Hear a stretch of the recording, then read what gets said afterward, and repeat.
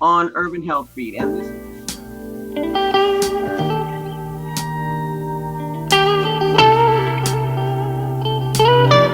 Rebhka, I'm going to let you take the lead because you know. Hey, wonderful. So thank you for this opportunity, and hopefully Imani can join us via video. Maybe she's tuning, maybe she's gonna keep it voice, and that's fine too. So this is a wonderful opportunity for us to come together and share our perspective about what's going on around the country, and our discussion is really going to focus on racial equity. How do we get there? What's our journey? And it is not that complicated. So that's going to be the focus of our discussion and our perspective, and also of what is going on, but also what we want to see in terms of change, and what is our personal commitment to make change happen, because we can't just verbalize what responsibilities lies in others. We have to take the ownership on our own as well. So that said, my name is Rebhka Atnafou. My background is in public health and biology. I'm passionate about public health. I'm passionate about youth development and community engagement and research. And I've been working on that since 1985, always focused on minority health issues and minority community engagement and making a difference, and primarily with youth development lens and focus. And recently I've expanded some of my work to really broaden up to more older population.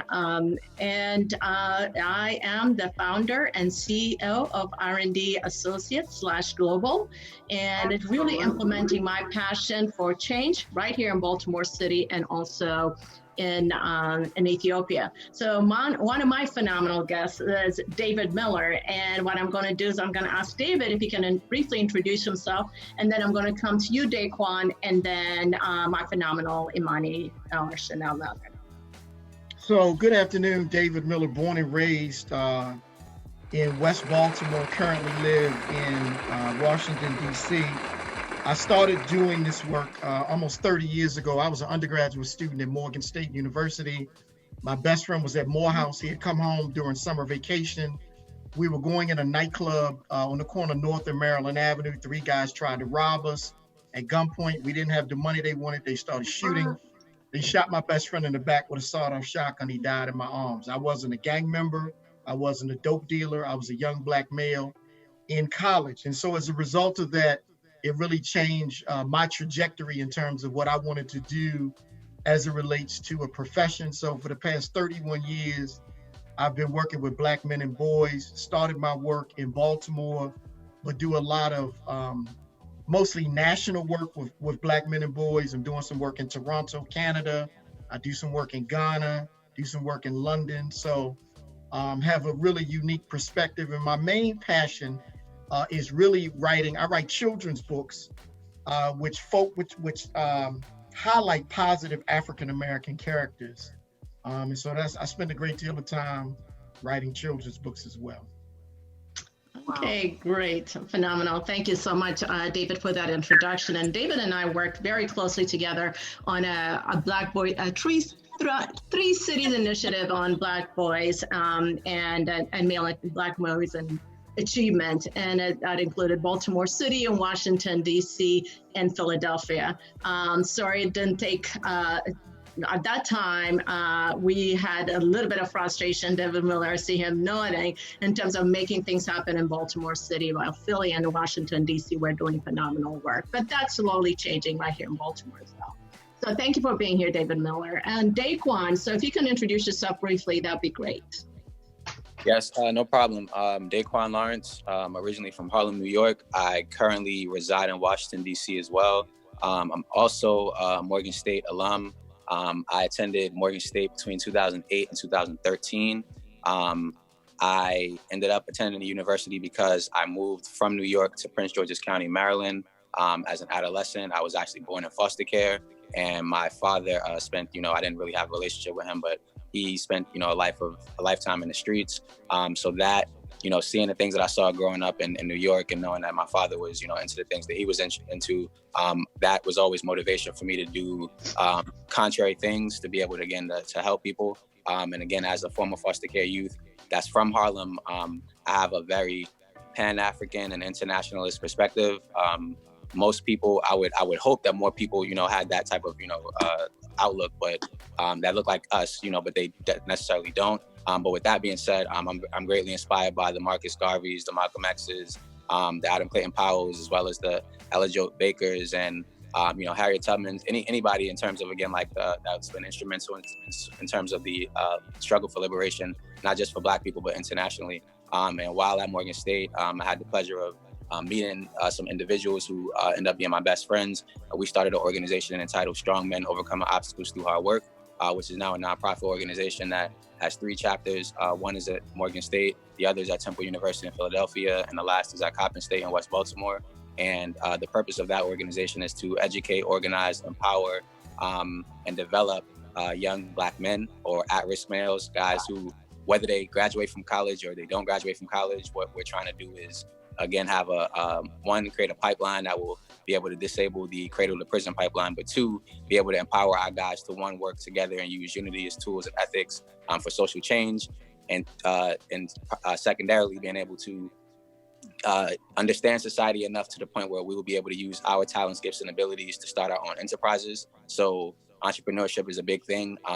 We believe that being an entrepreneur is more important than having a degree in this society. If you're a Black male, we could get into that. But in terms of, again, racial equity work, outside of that, because of my background, I consider myself a human rights activist and humanitarian.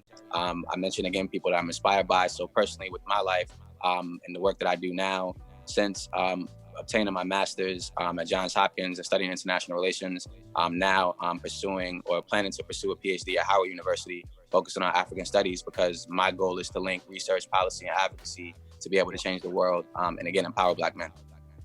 Okay, wonderful. Thank you, Daquan. He and I met about 10 years ago, working in global early adolescent study here at Hopkins. So thank you, Daquan. So now turning over to Imani Chanel Leonard. Wonderful to have you with us. So if you can briefly introduce yourself. Yeah, I don't know how I'm gonna follow up David and Daquan's introductions, but yeah, my name is Imani Leonard. I'm from Birmingham, Alabama, repping the 205, pretty hard, which is 205 is Birmingham's area code. But yeah, I went to Auburn University. I think over 80% white, about a 6% Black population. Graduated from there in 2018, the fall of 2018. And I think one of the biggest things that really draws me to conversations about liberation, about oppression, about marginalization, is my identity as a queer Black woman. I think because of these various intersectional marginalized identities, it forces me to look at the world from a different perspective. It forces me to understand marginalization from a different perspective. So I often tend to go towards womanist literature. And as Daquan was saying, just the importance of also understanding and talking about liberation from a global perspective. Especially during this time period, I'm often drawn back to the Combahee collective statement, the liberation of Black women necessitates the liberation of everyone. And getting older and learning more and learning about intersectionality and understanding what does this look like from a global perspective? What does it look like if we liberate all Black and brown people? What does it look like for the environment, since Black and brown people often have their land exploited, their work exploited, just all of these various intersecting factors. Saying that I moved to Philly January 13th just to get hit with the pandemic, but that's okay. Because just while here, just learning so much about the power of organizing, about various different political beliefs, and knowing that it is not just the binary of Republican and Democrat, knowing that we can create community with one another, that we can share resources, going to these protests. I think we had one about a week and a half, 2 weeks ago in Philly. It was 100,000 people, which is wild. But the fact that I literally got a free meal, because everyone was just handing out all these resources at this protest, and understanding what does it look like if we can do this outside of protesting? What if we can create community gardens? What if we can teach people how to grow their own food? Like even like I think somewhere in, I want to say it was Washington or Seattle or somewhere, they took over an abandoned hotel and turned it into a place for homeless people to go and stay. Like, what does it look like if we can create resources like that? Also demanding money from institutions like UPenn, which are nonprofit colleges, and own 10% of the land in Philadelphia, and don't pay property taxes, and thinking about how that is also affecting education, affecting the people that live here. I could go on. I'm not going to do that, but yeah, these things really affect my desire to talk about liberation and fight for it as well. Yeah, so that's wonderful. So we bring different perspective in terms of where we were born and raised in our experiences. And me as an immigrant woman, the way that for me to get here, in all kinds of ways, was actually paved by the struggles of African Americans that were born and raised in centuries and centuries. And I'm so grateful, because without their struggles, us immigrant Africans and Black and Brown people would not be where we are currently. And so we are united in our effort, not here and in Africa, and Black and Brown people all over the world, in this effort, which has taken phenomenal momentum right now. And people are just fed up and ready for change to occur. And what's really exciting is that it is not seen as a Black struggle right now. It is a collective effort. And that's when it's going to take roots, because when it's just seen as a Black issue, change don't happen. People don't take ownership. And now people are taking ownership, and white folks are saying, what can I do? Which is a really great conversation point. And but also really hoping various institutions responsible for generations of use and abuse of people of color, and making some restitution and some really serious sustainable change. Marilyn, I think you were going to say something. No, I understand your point. You're right. The white people are saying, what can I do? And they're looking to us for answers. And, I say to them, I'm like, well, what you can do is just be more aware, of what's going on, and then just be more conscious of what is happening, and your history, as we said, our history. Look back, because, in my own life, I understand, and with my own sons, as they went to private school and this and that and the other, but I just don't know that they understand the history. You don't know what you don't know. So we are here at this place in time, and we can make real change. What I wanted to ask your guests was, how do we handle the trauma? Because we as African Americans have trauma. I mean, our parents have trauma. I mean, does anybody in this panel know about trauma, and how do we handle that? That is a good question, Marilyn. And I think it's very hard to answer, because I think it's going to take years upon years upon years upon years of unpacking. And I strongly feel like as long as we continue to live in a white supremacist society, and I say white supremacist instead of racist, because white supremacy allows you to look at these. No, that's true. No, it's true. That's a really good way of putting it, Imani. Yeah. So I think it's going to be really tough. Like, there has to be a dismantling of white supremacy, of capitalism, which interacts with white supremacy, in order for Black people to fully heal. But I also think there needs to be reparations. There needs to be talk of how can we decolonize education, so that we aren't just learning about these leaders who are I can't think of the word, but yeah, nonviolent, as if MLK was solely nonviolent. How can we also infiltrate women in this conversation as well, and trans identities? I just think there's so much work to be done that it's hard to conceptualize right now. It is, and what I don't want to happen is, I don't want us to give up on the conceptualization of it, because it is, and it can be overwhelming. I mean, it is overwhelming, quite frankly. It's overwhelming for me, but it is overwhelming. But I guess we we need to take it maybe one step at a time, but I don't know. That's what we have to overcome.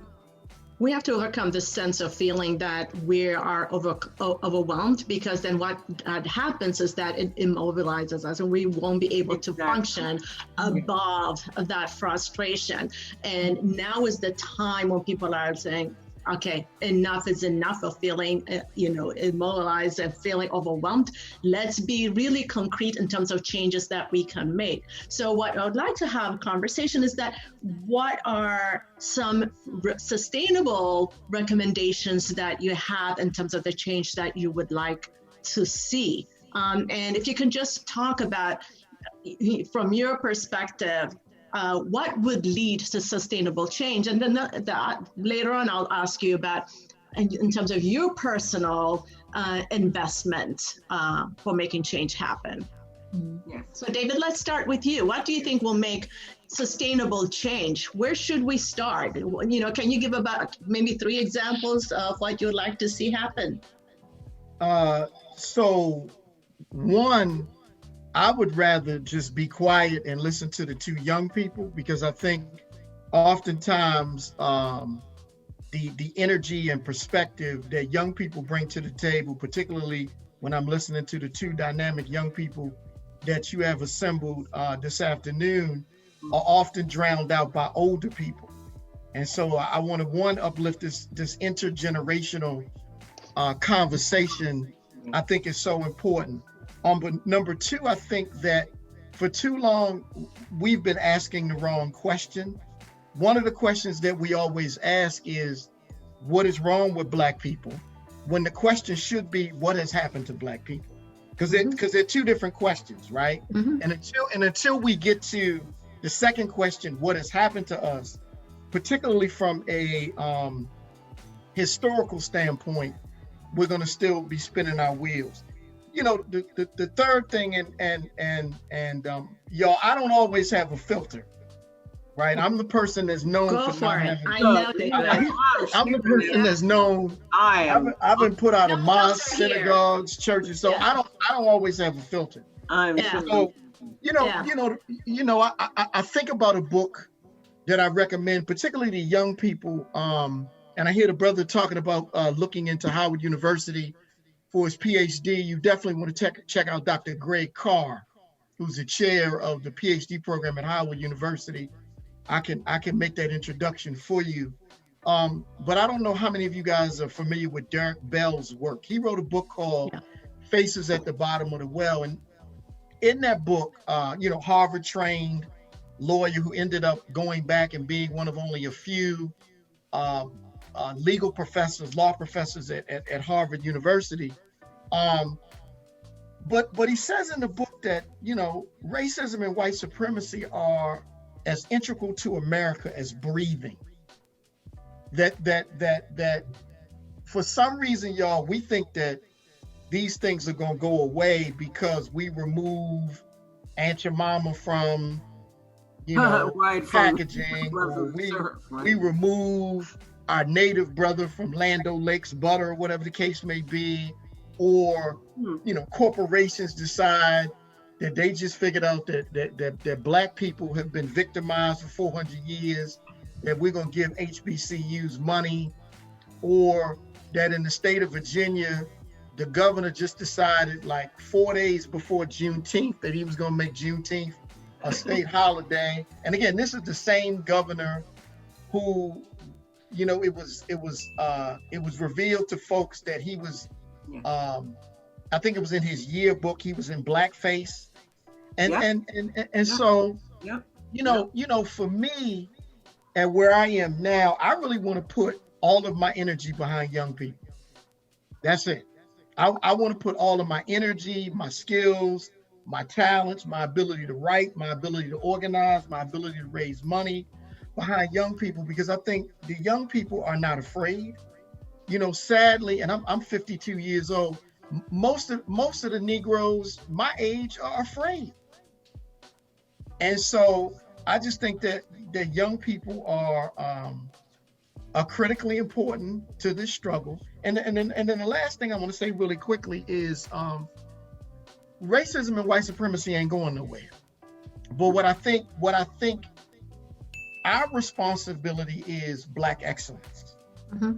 And how do we continue to uplift? I heard the brother talk about Marcus Garvey.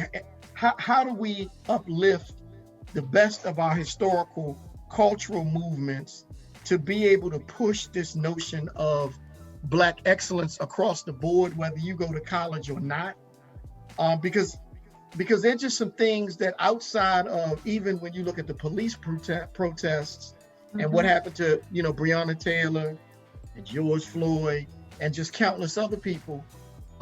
Father's Day weekend, you had 102 people shot in Chicago, and nobody will ever say their names, right? And so not only do we have issues with the police and white institutions, we also got a us problem, y'all, that we got to deal with. The sister talked about living in Philly. I know a lot of folks in Philly. Homicides are dramatically up in Philly. Homicides are up in Baltimore. And so if Black Lives Matter, Black Lives Matter. It can't just be Black Lives Matter when the police execute an unarmed Black man. It's got to be Black Lives Matter, period. The number of Black, it's the last thing I'm going to say, Rebhka. When you look at the number of Black women who have been killed in communities across the country, just in the last 6 months, where is the outcry? Yeah. So I think that's a good segue. Daquan, I'm going to turn to you about this conversation about that there is some onus and responsibility in our own community to care for the demise of our people and destruction of our communities. It's not an either or conversation. We own that, right? But what should be different about the conversation right now? And then what do you want to see in terms of sustainable change? If you can recommend maybe 2 or 3 suggestions that you have. And I know one of them is what you're trying to do right now in terms of increasing the capacity of Black and Brown folks to be more engaged in policy and advocacy work. So we can talk a little bit about that. Yeah, thank you, Rebhka, for the question. The way I think about this is just probably going to combine all of the answers or the things that we've discussed already. I think Mr. Miller and Imani hit it on the head. Race is inexplicably linked to class in this country, and a lot of us don't look at it like that. So racism is important, and it's one thing that we could focus on, but racism is, one derivative of, a tree of dehumanization. So we could talk about racism, we could talk about classism, we could talk about many other forms of xenophobia, transphobia, homophobia. All of these things, these false ideologies separate what so-called Black people in this country, and also globally. We have the whole African American versus African thing going on. We have the, again, in terms of Black excellence, we have the quote unquote liberal Black versus the conservative Black. We have the upper income Black versus the quote unquote lower income Black. Like all of these different things, again, divide us, and we go for it. We buy this because, in my opinion, as it's been said before, in this country, the civil rights movement was co-opted and turned into a consumer rights movement. And what's happening now is, again, for those of us who are students of history and, read or whatever, or just listen to people who talk about these things, the demands that people, not just Black people, but people were fighting for, and the struggle that they were fighting for in the 50s and the 60s, those things were, we could say, mitigated or reduced and watered down, whitewashed, if you will, into policies that ended up allowing Black people to work in institutions with white people, live in communities with white people, shop in areas where white people shop. But that's not necessarily equality. And I think that, again, us as Black people, we should stop looking at if I have or if I could do things that white people do, that I'm living a life of success. So to me, again, I would just like to change the entire paradigm and talk about what is actually real, which is that race is fake. If we know, again, the history of race, we understand that both race and racism, again, are social constructions. And as social constructions, they were used not only in this country, but across the world to divide brown people. The majority of this planet is brown people, right? So white being a social construct, white was created, again, derived from Europe, was created and used in this country to separate people. And actually, again, if I'm referring to, again, the history of Virginia, as Mr. Miller brought up, Bacon's Rebellion, white was created in order to, again, confuse poor white people, to unite them with their white oppressors and divide them against people who are so-called black. So again, if we get into the context and the history of this stuff, racism, race in and of itself is pseudoscience, and it's not real. It has no biological basis. So from there, I would again like to go back to, again, the issue that I think Amani brought up. Again, thinking about the classism that exists in society, where you have so many people that are, it's me against you.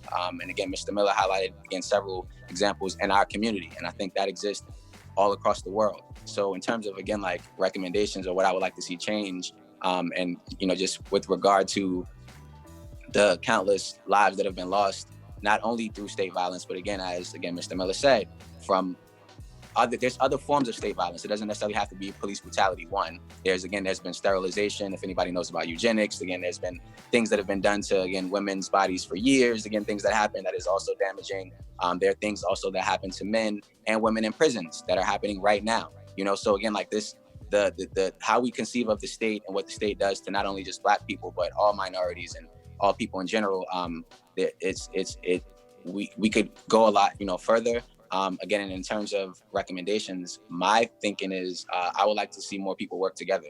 So just thinking about the response I think that we've gotten. So now it's post Juneteenth, and now it's also post the George Floyd and Breonna Taylor marches and outcry and stuff like that.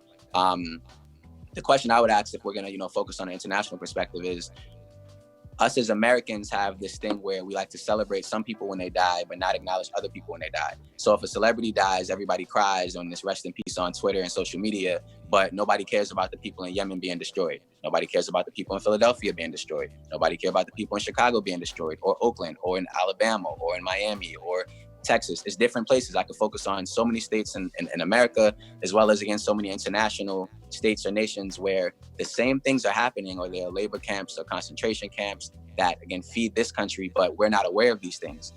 So again, going back to that paradigm shift and us working together, those would be the first two things I would recommend. The last thing would be, again, I think this has been cited already, but to really, really, really understand history and really, really understand that all history is current events.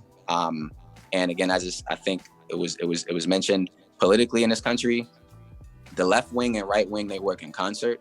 So for those of us who believe that, it's the lesser of two evils by supporting liberal causes and stuff like that, like I'm available for a lot of discussion, but I would like to just, again, push back, because there's so many other things that could be done, whether, despite whatever ideology you subscribe to, we all could do more. And I think where I'll end is that my thoughts and comments on these protests are, it's kind of more or less what's been happening, again, in this country forever. We have people who I guess subscribe to liberal politics. I'm just going to say white people. White liberals are now acknowledging that racism exists, and people who look like us seem to be impressed and happy and satisfied. I have no comment about that. But what I would ask those white liberals is that why do they find it so easy to encourage and empower brown liberal people, myself formerly identifying as a liberal? Why do they find it so easy to empower us to do their bidding and engage white extremists or nationalists, if you will, when they don't do that themselves? And again, going back to the civil rights era, I think a buffer was created in this country where people who, again, identified as liberal believe that, we existed in a post-racial society. And I would, again, even highlight President Obama's election and the outcry or the jubilation that we had from that.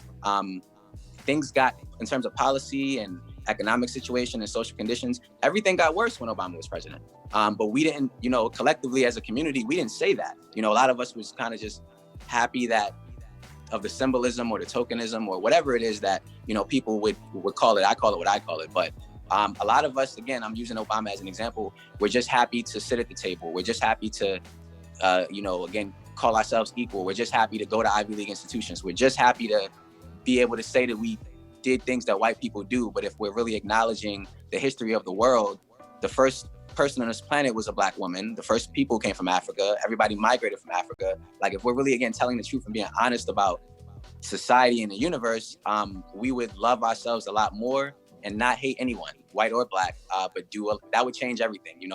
What we do in the world and our output, I think, is always directly linked to how we feel about ourselves. So I think that's, that's what you see, in my opinion, as a sociology student. That's great.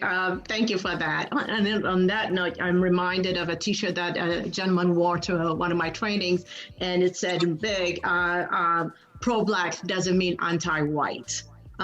So owning your history, knowing your history, but really working together with everybody, because we have to exist together, and our movement would be much more successful if we work together. So knowing your history is important. And me being an immigrant from Ethiopia, I raised my boys to know a lot about their Ethiopian history, but also a lot about African American history, to the point where they're like, oh my gosh, Mom, we're overwhelmed. But having a strong foundation is absolutely essential. If you have a strong foundation, you're less likely to be knocked over or to be submissive to others. So Imani, I'm going to go to you, and if you can share some specific examples in terms of what you see, what you think will bring about sustainable change to address this racial equity, because we're saying that it is not that complicated. So what are 2 or 3 concrete suggestions that you would like to propose? In our last minutes. What were you going to say, Marilyn? I said in our last minutes. Mm-hmm. Yes. I would like to say that it's not that complicated, but also, again, white supremacy runs so deep within this country, and as David is saying, like it's always in existence. Racism is always going to exist. So I guess like it's hard for me not to think of this in the broader picture of understanding that we need to destroy capitalism. Well, can we just say that I'm sorry to interrupt you, but can we just say that hopefully racism will not always exist? I hope it won't always either. But I also think that's also another conversation. It's hopeful, but it's the reality. Yeah, this a larger conversation about power and a need to maintain power, especially for white people, and understanding like how Daquan was saying, like these segregations with Black and brown people and white people and LGBT people, like how does this create this distinction of power so that we can continue exploitation of different people, how we can justify exploitation. Even when Black people were enslaved, I don't want to call us slaves, we were enslaved in the United States, and actually across the world, really. There's this whole idea from this white slave master of like there's confusion when Black people run away, or when Black people fight back, or when Black people do X, Y, and Z, because they're trying to, in some sense, classify us as this inferior race, to like justify our oppression. So saying that, it's hard for me to think of liberation without also thinking of the complete destruction of white supremacy. And also thinking about how we need to destroy white supremacy within the whole Black community as well, how we need to destroy capitalism within the Black community, how we need to create community for one another, how we need to talk about Black women, how we need to talk about trans women, how we need to make our approach a lot more intersectional. Because I hear so much, in these conversations about liberation, we aren't really focusing on marginalized people within the whole Black community as a whole. So I also think that we as Black people need to understand how we continue to oppress each other due to white supremacy. Again, how white supremacy is interacting with us. We need to have more conversations about restorative justice as well. We know that prisons don't work. We know that we should not be completely disbanding someone from a community, and also understanding that we as Black people aren't killing each other because we're Black. Police officers are killing us because we are Black. Again, white supremacy. Understanding the various socioeconomic reasons why Black people are committing crimes or whatever, in order for us to move forward. We can look at any type of study, crime in poor communities is always higher. And because of the systemic, institutional, environmental racism that Black and brown people face, we're also often forced into lower income and poor communities.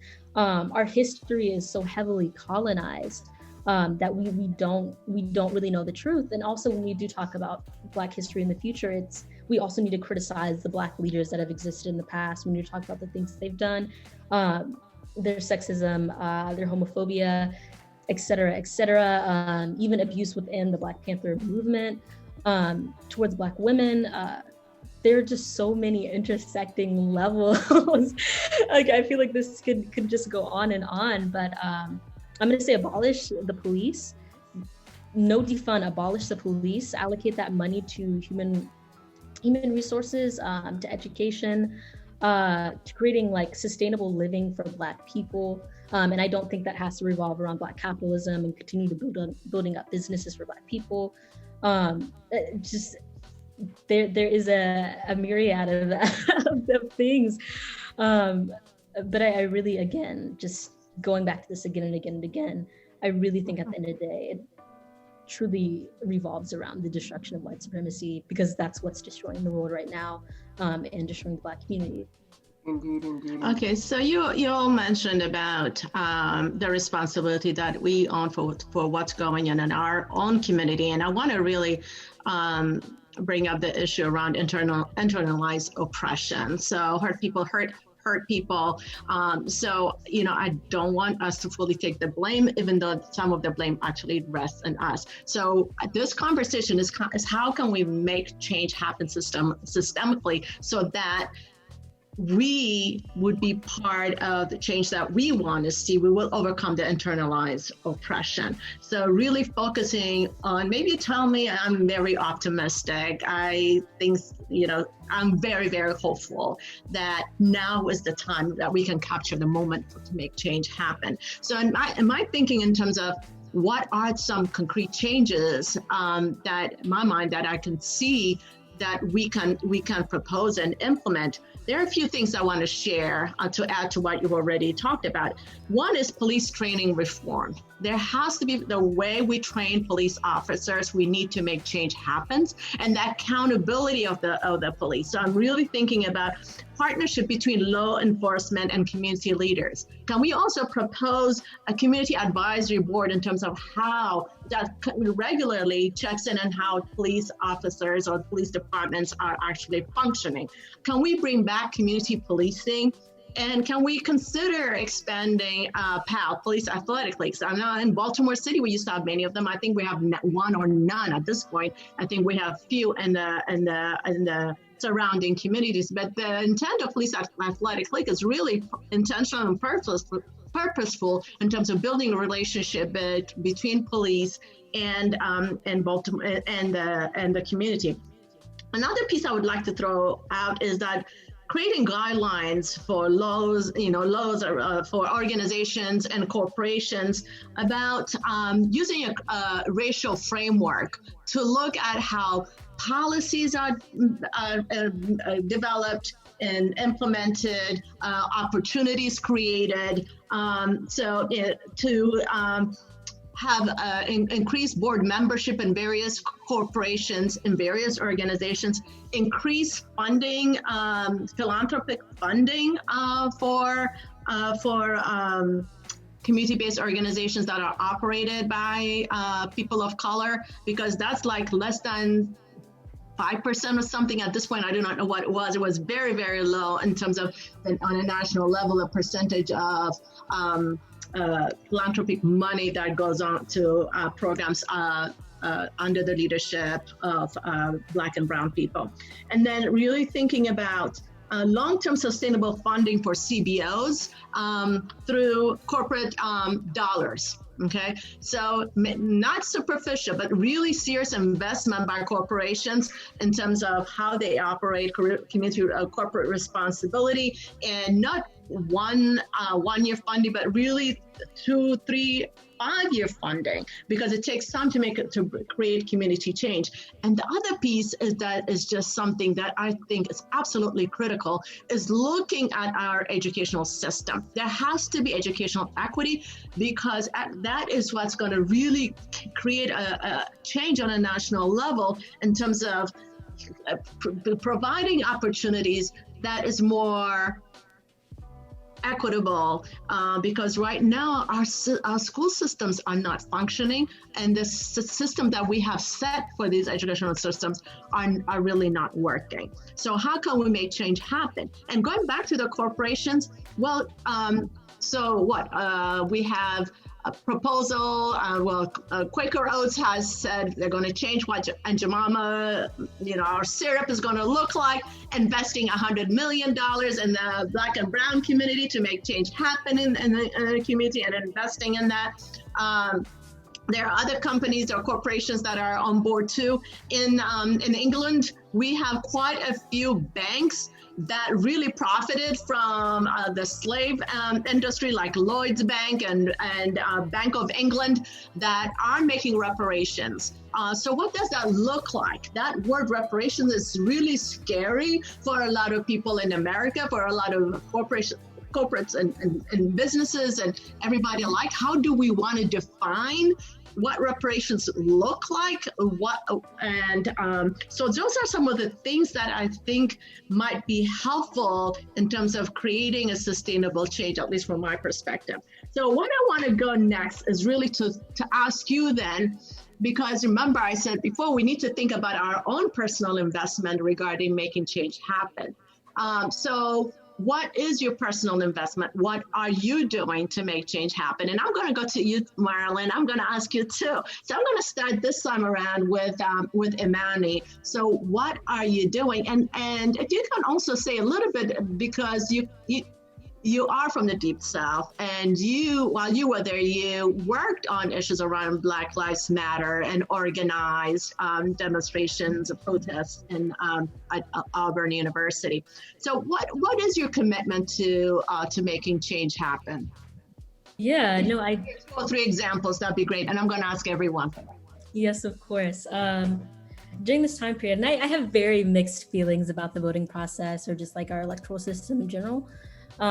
But I was also very fortunate to be able to work with the campaign and do phone banking and participate in their mutual aid program, which really just involved us checking in our neighbors in West Philadelphia and being like, do you have resources that you need? Is there anything that we can do for you?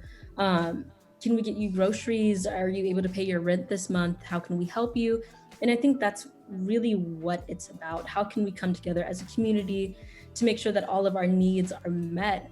I think there's this, especially when the pandemic started, people were going to the grocery stores, buying up everything in the store. The store was empty, but it's also like this need to hoard and keep for yourself instead of understanding, what can I get for this person? I have excess of X, Y, and Z. How can I help this person out? How can I help someone out that's in need, especially if I am more fortunate? And just kind of going back to the reparations conversation as well, I think it was John Conyers. Since the 70s, every year since the 70s, we've tried to just propose a case study for reparations, and that could never pass. And I know Ta-Nehisi Coates kind of talked about this, but in America, to give Black people reparations would really just be to abolish this narrative of America. It would be to call out us going into the Middle East, where people are saying they're fighting for our freedom. What is my freedom doing in the Middle East? It would be to call out America as a terrorist state and say, you're this land, this country that's saying that you're upholding notions of freedom, yet you were built off of the enslavement of Black people. Just again, completely destroying this narrative of America. So again, I really want to emphasize the need for mutual aid, for working with the community, for hearing the community's needs, for having Black and Brown therapists, Black and Brown LGBTQ therapists to work with people. I know I'm thankfully about to hopefully take a job now where I'll be leading a mutual aid program within West Philadelphia, which is going to be really rewarding, especially being able to hear and talk to people in the community, hear what they're experiencing, hear their stories, hear the issues that are affecting them within their community and helping them to possibly conceptualize why they think this is happening. So yeah, I think there's just so much. And even going to Amazon or Kellogg's or Legos, who took their I think police Legos away or whatever, I think it's interesting, the symbolism, but what do these things mean when you can't even pay your workers a livable wage? What does it mean when your company is continuing to destroy the environment, especially the environment of Black and Brown people? Also, these companies have so much money.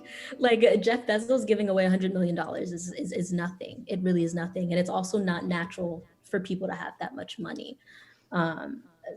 So yeah, I feel like this is a never. And let me just say, Imani, that I actually love your term of restorative justice. Yeah. I think that that's really, really, really powerful. And as we move forward in this show and in this conversation, honestly, I would like to have every single one of you back individually on Urban Health Beat. But there is so much, and we're exhausted and we're overwhelmed with how much it is. And then we know, and as you young people, as Rebhka, I know that this is why you brought this group together. You all are so brilliant. You are so brilliant. I am so impressed. Technology. And you're the future. Absolutely. You are the future. And we need to have, as Rebhka said, we need to have concrete plans to move forward, and we need to lobby, and we need to go to our representatives, because honestly, legislation is a thing. You know what I mean? And we need to make sure that our concerns are heard, not just with protests, but with absolute concrete legislation. I definitely agree. I think also one of my bigger issues too, though, is understanding how can we continue to operate within a racist system, within a system from its origins was built on the marginalization and the oppression of Black people. Absolutely. Even thinking about the police force, I say abolish the police because I mean the police started off as slave patrol. What did you say? Did you say the sleep patrol? Oh, slave patrol. Oh, slave patrol. Okay. So it's just like them killing Black people right now. Like this is what they were designed to do. If we really think about it, and the relationship between the police and Black it goes people on day has to never day been to good. day to day to day. It does. So it's like, what does it look like for us to continue to operate in systems from their origin were designed to oppress us? I think that is really one of my biggest issues. Yeah. But I've talked a lot. I want to hear David or Daquan because y'all are extremely intelligent. Absolutely. David, see, we called all on you. So David, left, so. So then it's your turn to share 2 or 3 concrete things that you are proposing to do or you are doing currently in terms of being part of the change that you want to see. So one of the things that I'm focused on is particularly as it relates to diversity in children's book literature, because less than 4% of children's books that are published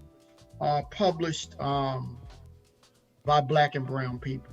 Really? And so when you look at the numbers, the actual numbers in terms of children's book publishing, and then all you have to do is go to a Barnes and Nobles and you see so few books with images of Black and brown children. So I'm really concerned about language and messaging. And so although I write children's books, I'm working with a whole host of super talented men and women across the country who are churning out amazing children's books. Some of you have probably seen books by Kwame Alexander. He's a New York Times bestselling author. You know, Derek Barnes. You got a sister by the name of Zetta Elliott, who's originally from Canada, who now lives in Philly. So there's just a whole host of Black and brown children's book authors, and we're working. I'm sorry to interrupt you, but so what is it that you want to see? Do you want to see more children? Because children can start out, you know, in terms of their intelligence and in terms of their perspective. Is that what you're saying in terms of change? Change in terms of really producing more books with Black and brown images, quality stories with Black and brown images. Mm-hmm. Because there have been times when I've been in Africa and been in libraries and even been blown away by, like I was in Ghana 2 years ago in the Central Library and was blown away how many of the children's books were of white children. Really? And oh, for sure. And so this issue, particularly when we think about our babies, when we think about our children, we think about imaging and we think about messaging. And so really working hard to just dramatically increase the number of Black and brown authors who have diverse stories, because I think that that's super important. So we need to start early. Got to start, which is absent from the conversation a lot of times. How do we engage children and families at an early age? I mean, I love what Imani is talking about, because at the end of the day, y'all, a lot of these conversations that we have are up here, particularly when we talk about the day-to-day lives of people in community. Folks aren't able to pay their water bills. Folks aren't able to go to the supermarket. See, many of us can just pick up and go to the supermarket and pretty much buy whatever we want. And so community residents, families, and children are really struggling. Right. It's the second thing really quickly, and I just had a conversation with some brothers in Toledo, Ohio today, is really helping Black men across the country form healing circles. So I'm part of a Baltimore-based healing circle that's run by I know you guys know Dr. Henry Gregory. You guys know Dr. Henry Gregory? He's a psychologist, and so we do a bi-monthly men's healing circle, and it's an opportunity for Black men to come on. It's an environment that is both physically and emotionally safe, so we can talk about issues that we have, and we can get support and guidance from other Black men. And so I think that these kinds of things, and we always have a couple of clinicians connected, so that if there are men who are present and are dealing with some additional issues, maybe they need to be referred to a Black male clinician outside of outside of the healing circle, then we have the power to do that. And so these are things that we have the ability. We don't have to ask for permission to take ownership over our own healing. And so again, the children's book piece, and then really focusing more intentionally around these safe healing spaces for Black men. I will be getting back to you on that.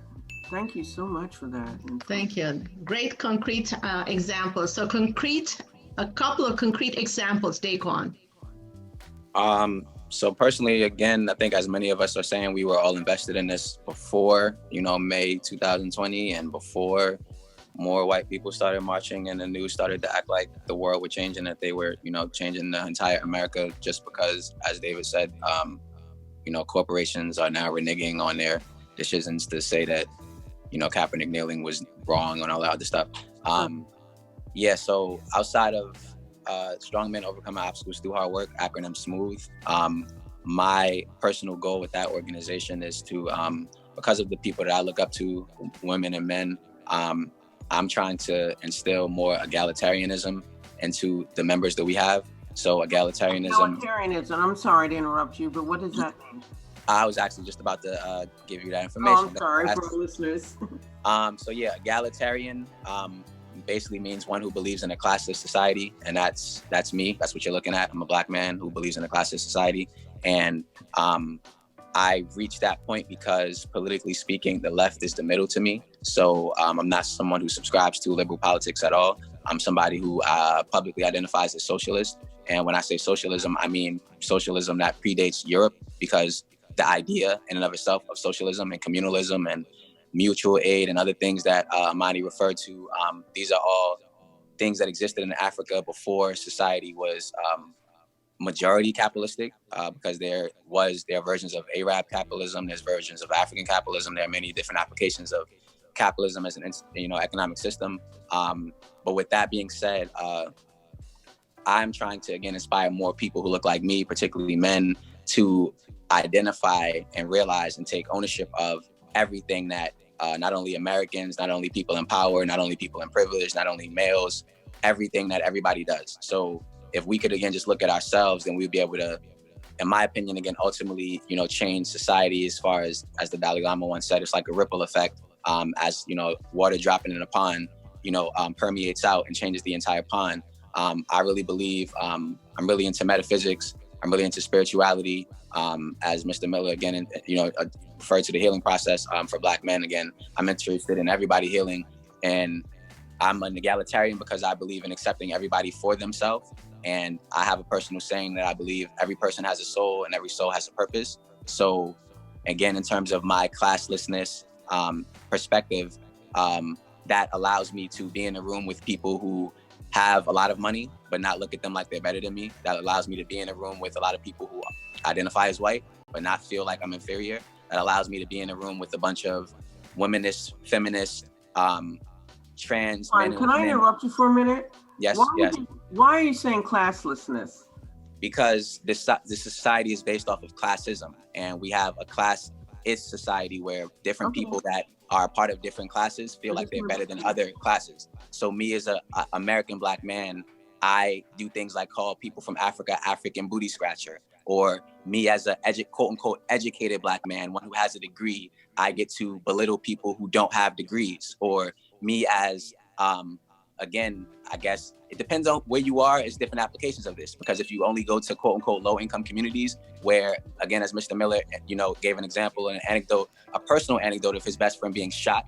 If you're in an environment where masculinity and toxic masculinity and beating each other up or shooting each other is defined as cool or what you should do in order to progress, then you will be confused and you will mentally think that you have to destroy everybody who looks like you, right? So that's what a lot of our males are growing up under those conditions. Guys in Philadelphia, Chicago, New York, Oakland, a lot of cities in between, rural, suburban areas, Baltimore, obviously.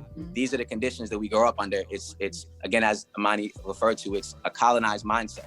So just because you're not out shooting each other doesn't mean that you have a colonized mindset. A lot of people who look like us have white supremacist mentalities. So we believe that we're better than other Black people because of the little things that we're able to accomplish, possess, the pictures that we're able to take on Instagram, the countries that we're able to travel to. We hold this over each other's heads and we compare each other and make each other feel obsolete or inferior just based off of our personal experiences. I hate that.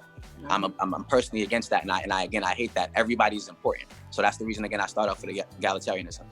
Secondly, I'm interested in and involved in a lot of things. I personally, again, I live and work in DC. I work at what is considered a think tank. I think that's the wrong nomenclature, but they call these things think tanks, where these people come up with these ideas to, for social engineering, whatever. But anyway, as many of us know, people who work on social and economic policy, they're a great amount of underrepresented individuals. Some brown people are underrepresented, LGBTQI people are underrepresented, Black men are underrepresented, Black women are underrepresented, immigrants are underrepresented. So with that being the case, public policy is extremely important because that's how the majority of the decisions are made in this country and even worldwide. Some of them, because again, in my opinion, like I said, the left is the middle to me. So the government and businesses pay nonprofits to do what they won't do. So there's a link between nonprofits, businesses, and the government where they're all working in concert. So for me, in terms of my perspective, a lot of things, again, are just being recreated and reproduced and not really changing. So my focus is, again, creating pathways and pipelines for people who are underrepresented in public policy to work in public policy. That's number two.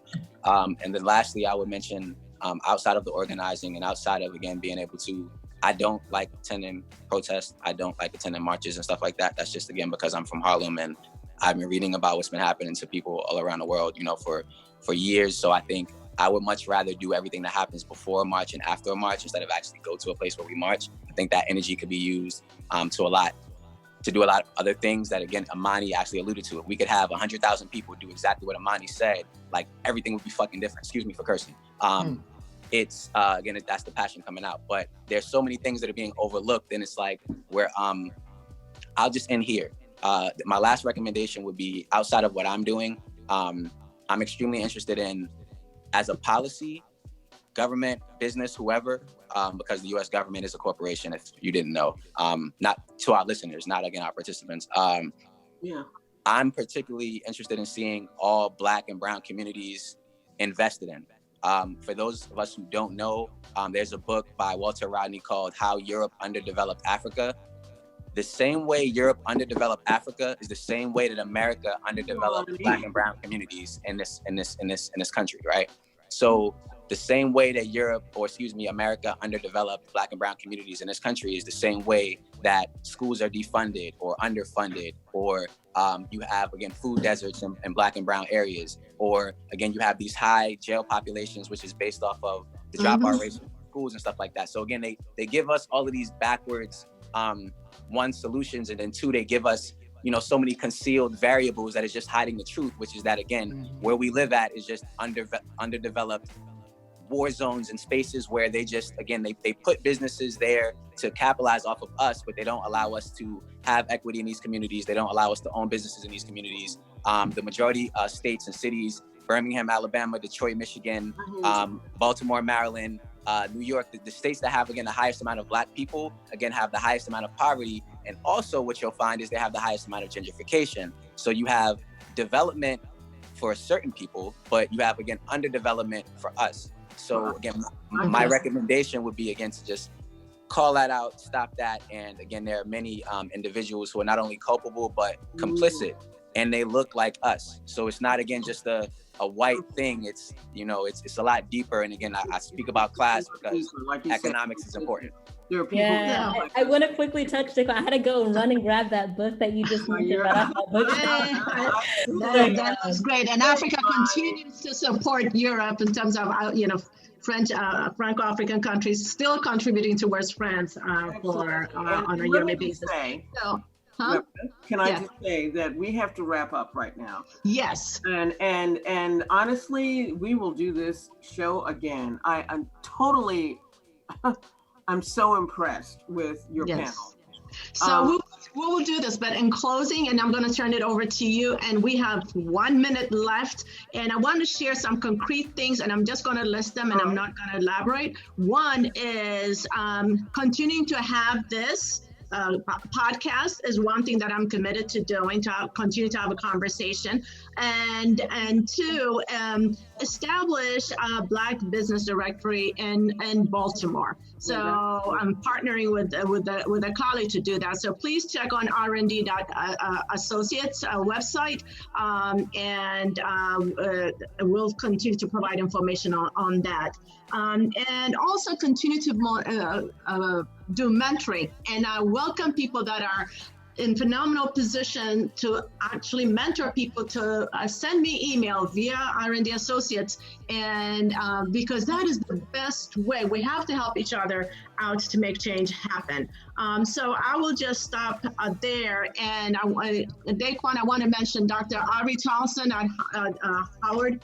Does phenomenal work and research around education. Just need to connect you with them. So in closing, and I'll turn it to Marilyn, this is about racial equity. It is not that complicated, and we provided some specific examples of systems-wide and also our own commitment to make change happen.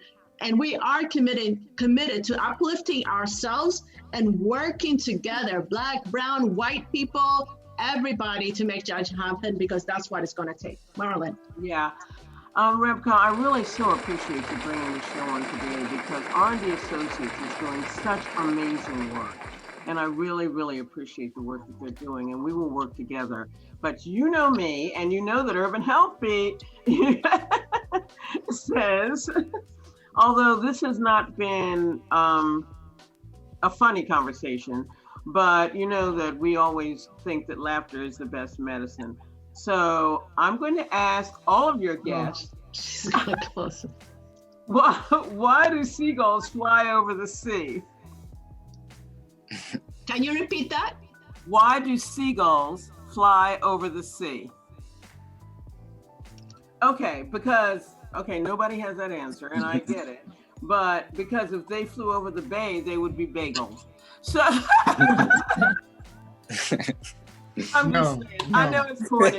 Don't ever do that again. Don't ever do that. No, I'm just playing. All the time.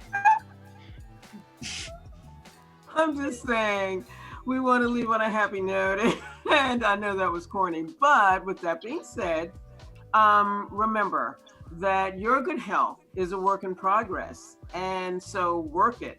Mental health and physical health. This is taped, so we will send you the link so you can post it on your Facebook and share it with others. So thank you very much. Yes. Thank you, everyone. Thanks. Thanks. You.